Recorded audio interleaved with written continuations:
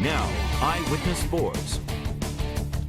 Welcome into episode 6 of Double OT with Mark Dondero. I'm Yanni Caracas. I'm wearing a tie tonight because I lost you in golf today, so Sure. You get to go casual as we usually do. All right, we start a lot of topics today. We start with the Patriots as minicamp is ongoing in Foxborough. Rob Gronkowski absent from practice Tuesday and Wednesday. You've been in Foxborough. Are you concerned, and should the Patriots be concerned about Gronk's absence? Well, I'll start with me. I am not concerned with the absence of Gronk. There's been reports that it was a minor injury that he's nursing. You know, I think that's what he should do. If he has even a minor injury, sit out, relax. This is not important. You're Rob Gronkowski. You know what you're doing. You've been around. I do not think this is a big deal at all. I don't think the Patriots think so either. And, you know, to be honest with you, come regular season time, I might also be rooting for him to not be as active, as physical in regular season in meaningful games because I want him healthy for the playoffs. I agree. Not a big deal at all. We don't care if Gronk is 100% in June, July, August, September, October. We want him 100% in November and December. How many times have we seen Gronk get ninged up? We saw him in the Broncos game last year get carted off, and we thought he was done, and he was okay for the playoff run. So, what I appreciate about Bill Belichick's approach with Rob Gronkowski is usually Bill treats everyone the same. He has seemingly treated Gronk, especially with injuries, differently than everyone else because he realizes, other than Tom Brady, this is probably my most valuable player. And I think that showed last year when the Patriots and the Gronkowski sent out a joint press release for Gronk's injuries, which they never do. So if Gronk isn't 100%, keep him out. He's too important. We know, he's a bull in a china shop. Just keep him in the garage until the Ferrari needs to come out. Let me just make one more point on Rob Gronkowski. There was some talk that, hey, he's maybe unhappy with his contract. He might be, but I do not think this is at all in relation to some kind of contract dispute or being unhappy. I don't think Rob Gronkowski will ever sit out because of a contract. I think he has too much respect for the game, too much respect for Tom Brady. And he loves would football. never let that guy down. Brady remembers making about what Gronk's making, $9 million or whatever a year. He's taking a pay cut. I don't see Rob Gronkowski, a guy that we know, as much as we're in the locker room, who doesn't want to be in trouble. Always toes the line as far as what he says to the media. I don't think he'll ever sit out because of money. He might not be totally happy. I don't think he'll sit out because of money. And he's making enough. He's the spokesperson for every brand in America. Tons of off-the-field stuff, exactly. So, Rob Gronkowski, a big part of the Patriots' success, obviously one of the most talented people on that team. They have a lot of talented guys, in fact. And the question here is, Yanni, is this Bill Belichick's most talented team since he took over in 2000? No. It's not the most talented. There's a lot of talent there. Obviously, Tom Brady, Julian Edelman, Rob Gronkowski. You got the linebackers, some young guys on defense. I would go back to 2007. There's a reason why the Patriots went 18-0 before losing in the Super Bowl to the Giants. Randy Moss, maybe the greatest receiver ever besides Jerry Rice. Wes Welker at his peak. A defense that at the time still had Rodney Harrison, Vince Wilfork at his peak, Asante Samuel, a great defensive line and linebacker. I would even say the 03 or 4, I'd have to look at their rosters, but off the top of my head, the Super Bowl team that either beat the Panthers or the Eagles for the most talent. So this is an above-average talent team based on Bill Belichick's rosters over the last 16 years, but I don't even think I'd put it in the top 3. It has a lot of talent. It definitely has talent, and talent will not be the problem this year if there are problems, and you expect there to be in the course of an NFL season. I think I wouldn't go 07. I didn't like some of the – they had Hall of Famers on that team, but I think depth-wise, I think 04 might have been the most talented team they had. Now, they had a lot of chemistry, so that played into it. A lot of coaches on the field, that also helped. But how about 2014? If we're talking about Hall of Famers, is Will Fork a Hall of Famer? Yeah. I mean, you'd have to, going back, you'd have to wonder, is Richard Seymour a Hall of Famer? He's a guy that maybe could get in. Will Fork, Revis, Gronk, Brady. 2 on both sides of the ball right there. What about 10 or 11 when you had Gronk and Hernandez? That's true. The defensive talent wasn't there on those teams. Defense was bad from 8 to 12. The big question mark for this team, and they're trending in the right direction. I love the direction. Jamie Collins, yes. Dante Hightower, Malcolm Butler. Will they be Hall of Famers? Who knows at this point? But, they're trending that way. And you could make the argument that Collins and Hightower are more talented than Teddy Bruschi ever was. He brought all those other things. Talented, not better football players. Or better for the team, better leaders, any of that. But talent, and the question is talent. Jamie Collins can jump over a car. Yeah. Teddy Bruschi couldn't jump over, one of the bikes our 2-year-old daughters have. But he was, we know where his strengths were, so that's unbelievable. All right, as we talk about Tom Brady and the Patriots, with his weapons, there's a newcomer and there's some guys that are back, obviously. Martellus Bennett, the new tight end, we saw it last year when they brought in Scott Chandler. He was a disaster. And we bring up Aaron Dobson, too, because two guys that potentially could be key for Brady this year. We don't really know what to expect out of either of them. Dobson's been a huge disappointment. The question is, more potential, or who has a bigger impact this year for the Patriots, Aaron Dobson, if he makes the team, or Martellus Bennett? This could be maybe the worst question that we've asked in the history of this show. Because it's an easy answer? Yes. The answer was so simple. Aaron Dobson he's nothing to me. Aaron Dobson is nothing to me. Now, I gave him a chance, but he gets hurt. He underwhelms. He always comes up small. I have nothing to say to Aaron Dobson. I wish him well. I hope he succeeds.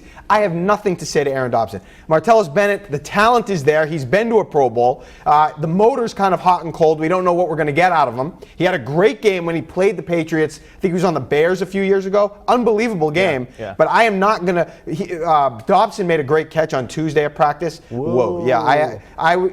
That's like telling me that Jimmy, at recess in third grade over in East Providence had a good day playing football after lunch. Like, that means nothing. So I have no expectations for Aaron Dobson. I have no expectations for Aaron Dobson. I sold my Aaron Dobson stock a long time ago. And why would he all of a sudden in year, 4, jump off the page when he was terrible in years 2 and 3, I guess, because of health? I have very little expectations for Martellus Bennett. Something about these aging guys who've been in the league, they come into the Patriots system, and because the playbook's too complex or he isn't in vogue with Brady, it just doesn't seem to work. And, Brady's been with him doing some side session stuff in Foxborough this week, but I think I'm going to have low expectations for Martellus Bennett. Anything he gives me is gravy. And if he can, especially when you consider what we watched last year with Scott Chandler, any compliment to Gronk would be welcomed. And specifically red zone. Yeah. In the middle of the field, Edelman and Gronk can get you inside the 20. Yeah. But when they start bumping Edelman at the line and double teaming Gronk in the red zone, it'd be nice to have another pass catching tight end there. And he's an absolute house. We saw him on Tuesday. Funny guy too, quoting Dr. Seuss and all that. So, should be good in the locker room. Let's switch to the Boston Red Sox, Major League Baseball. Red Sox, we're talking offense, we're talking pitching, a few things that offense is very good, pitching not so good, especially recently. Is this what kind of we were worried about, the downfall of the Red Sox, so to speak, that their pitching would not be able to keep up with the offense? Yeah, I think it's, come to a head right now, the pitching, where not one pitcher on this staff is pitching to their potential. When is David Price going to become the ace, the $217 million man? Still waiting on that. Stephen Wright's a knuckleballer. He's pitched above his potential, but at the end of the day, knuckleballers are inconsistent. Rick Porcello was great towards the beginning, struggled a bit recently. We saw Joe Kelly go down to AAA. He got hurt. Obviously, Buchholz was in the bullpen. We'll probably go back to the rotation. They don't have enough pitching when you enter a best of 5 or 7 series, and you need your horses there. So I think their offense is good enough that they'll still win 80 plus, maybe low 90s wins, sneak into the playoffs. But this is not a rotation currently as constituted and performing that can lead the Red Sox to the World Series. Especially when you consider the fact that David Price has been bad in the postseason. As good as he's been in the regular season, hasn't performed. So, when you get to the postseason, he's going to be your cornerstone. He's your ace. There's no other one to turn to in that first game. So you need him to be the rock, and he hasn't been that. Now we're, invoking struggles during the regular season. The pitching certainly hasn't been there, and the offense will not be sustained. That is not how baseball works. It doesn't work that way. You go into offensive ruts. You have to have the pitching there, especially now with, I don't want to talk about the steroid era, but pitching has dominated. Right. Home runs are down. I think the offense can keep it up, especially summer months, Fenway Park. And we didn't mention Eduardo Rodriguez. He struggled in his last outing. Do you have high hopes for him coming back after that rough outing? I mean, I have hopes. Yeah, I think he's a good pitcher, but I was hoping that he would dominate for a stretch and really become a 1B. But we'll see. I haven't given up on him. Can I just make a quick comparison here? I think case in point would be the Bryant Bulldogs baseball team. Steve Owens said he thought this was their deepest lineup that he's had at Bryant. They get to the playoffs. What happened? The bats went silent. And they weren't known for their pitching this year. They were a top 20 team nationally all year. Get to the playoffs, couple rough days hitting, 2 in barbecue. Pitching, it's all about pitching in baseball. In the playoffs.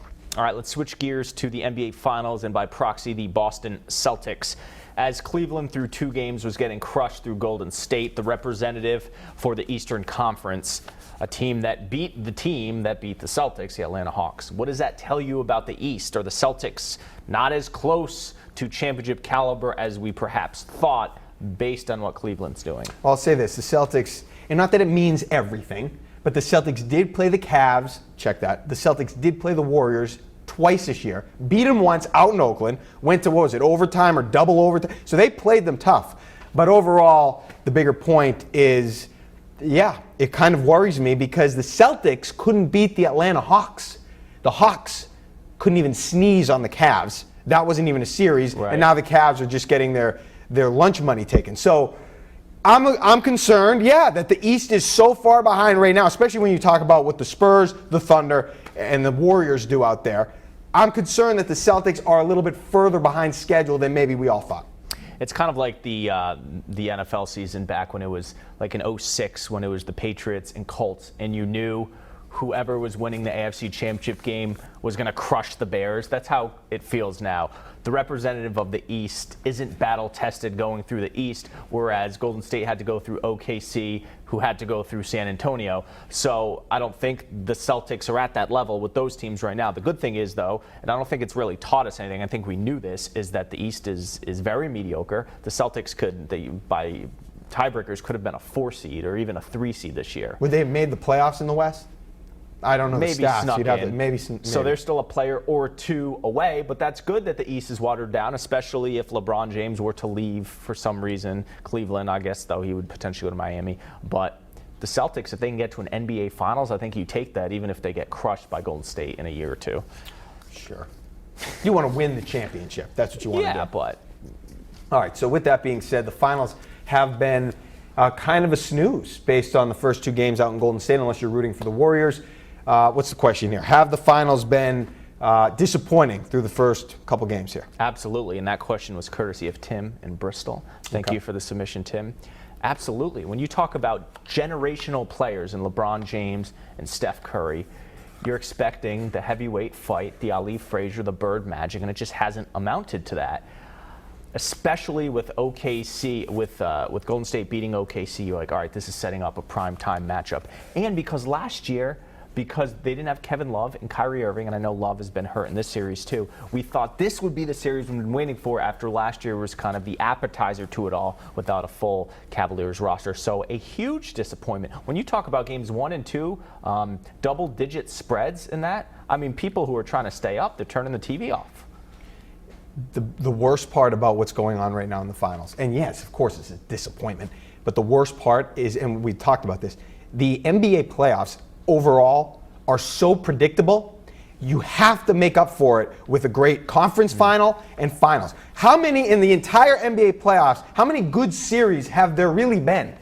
The OKC and Golden State one, and then maybe OKC and San Antonio. You could argue that was back and forth, and then OKC won 3 straight or whatever it was. So maybe 1 3/4 of a series was really compelling. The rest has been an absolute dud. Now, it's great. I love watching Steph Curry, no matter if he's dominating or whatever. If the games aren't close, if he's hitting shots, I'm in. But yeah, it's been a huge disappointment, especially LeBron's one of the best players ever. Right. You got to be more competitive. You don't have to win. You got to be more competitive. It's almost like the AFC Championship game this year. Brady, Manning, 17, the last stand, and that game wasn't very good. No, it was terrible. I mean, it was competitive, but it wasn't. The quarterback play in that quarterback play was wasn't great. Underwhelming. We always just bring it back to Tom Brady and the Patriots, don't we? Well, Whatever it is. they're our foundation. All right, that will wrap up episode 6 of Double OT. Hashtag WPRI Double OT. Watch this in full on WPRI.com. We're still waiting on to get this to iTunes. I think it's coming soon. I hope so. And follow us on Twitter at Mark Dondero, at Yanni Caracas, and Mark Dondero's Facebook page is thriving, I hear. There's just so much going. It's a party basically 24/7. Get on there, check it out, like.